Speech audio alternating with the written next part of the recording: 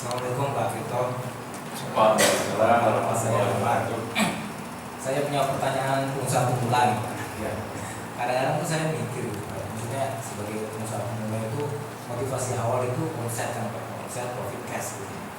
Cuman setelah saya pikir itu pada suatu titik sepertinya cash itu tidak menjadi motivasi lagi Pak. Misalkan kan hidup kita kan sebenarnya cukup dengan sekian rupiah gitu ya, tapi kira-kira apa ya motivasi pengusaha yang besar sekelas Pak Vito untuk buka cabang lagi, buka bisnis properti, miliaran gitu, kira-kira motivasinya apa? Pasti bukan uang sih. Langsung ke jawab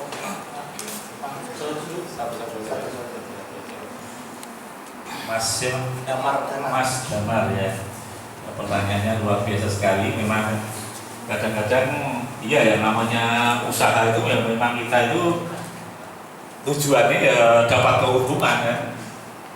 Ya betul.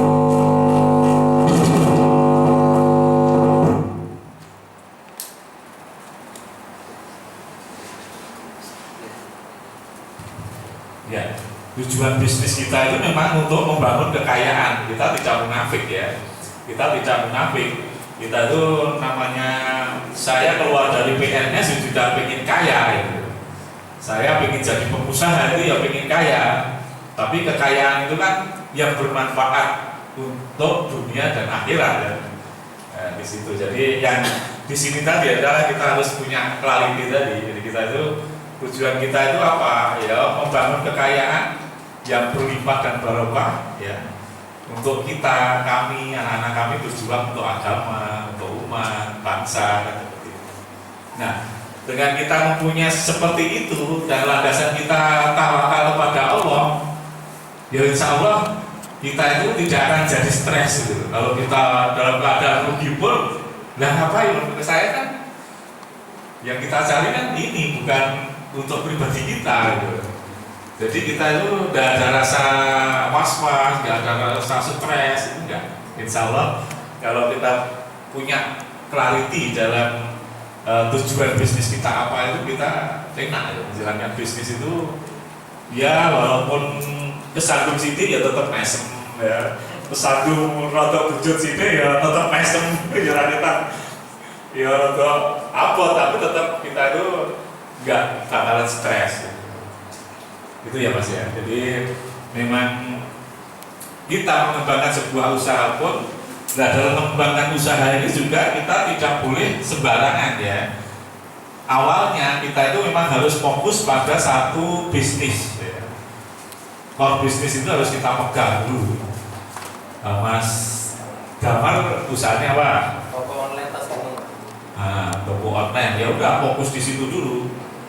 Fokus dulu ya. Itu pun mungkin produknya juga difokuskan, jangan banyak produk mungkin ya, difokuskan dulu.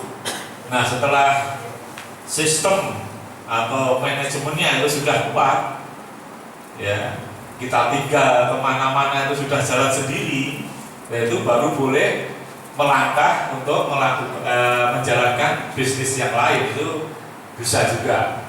Tapi sebelum manajemen dan sistem itu berjalan, saya mohon tidak buka cabang usaha lagi dulu ya, nanti malah hancur semua ya. Jadi kita harus fokus satu dulu, fokus satu usaha dulu sampai usaha itu benar-benar sistemnya sudah jalan, manajemennya sudah jalan, baru kita menjalankan bisnis lain yang lebih menguntungkan.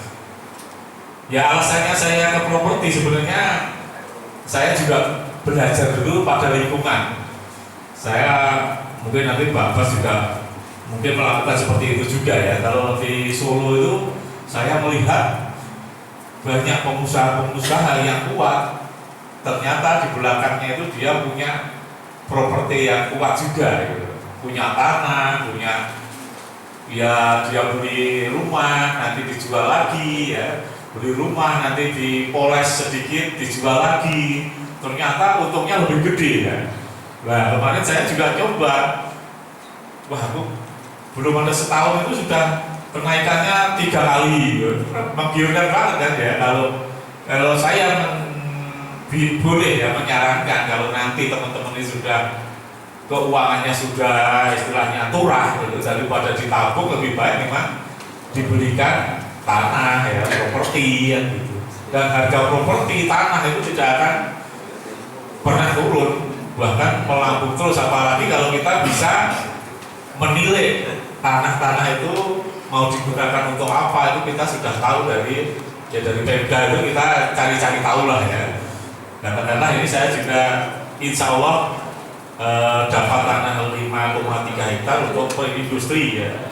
Nah posisinya pas di pinggir jalan raya yang ngeblok panjang gitu loh. Otomatis nanti kalau belakangnya untuk industri harus melangkai tanah saya dulu kan gitu. Nah kalau saya nanti matok harga agak tinggi pun mereka tetap mau.